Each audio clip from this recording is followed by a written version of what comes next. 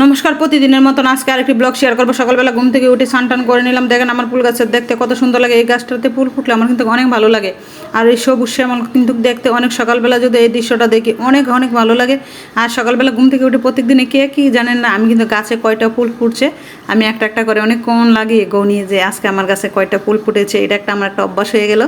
আর দেখতে অনেক ভালো লাগে, গনতে আমার অনেক ভালো লাগে। তাই ফুলগুলাকে তারপরে তুলে এনে তারপরে আমি ঠাকুরের পূজা দিতে আমার অনেক ভালো লাগে। বললাম না, এই ফুলগুলা দিয়ে আমি ঠাকুরের পূজা দিতে আমার অনেক ভালো লাগে। আর সবাই আমার জন্য আশীর্বাদ করবেন, দোয়া করবেন। প্লিজ প্লিজ আমার ভিডিওগুলো একটু শেয়ার করে দেবেন। আর এই তো আমার সকালবেলা নিত্যদিনের কাজগুলো দেখেন, আমার ফুলগুলো দেখতে কত সুন্দর হয়েছে। তারপরে সকালে ফুলগুলোতে সাজিয়ে তারপর পূজা টুজা দিয়ে নিলাম।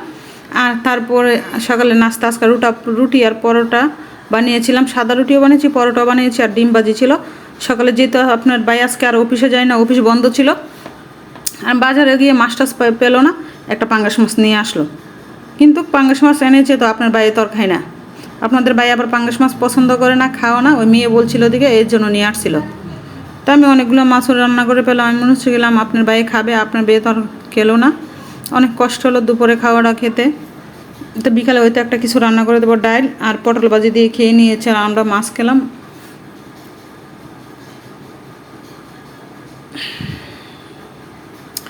মাছের বোনা রান্না করেছিলাম আর পটল ভাজি করেছিলাম, সাথে শুকনো মরিচ ছিল আর ডালও ছিল। আর এই ছিল আজকে দুপুরের রান্নাবান্না।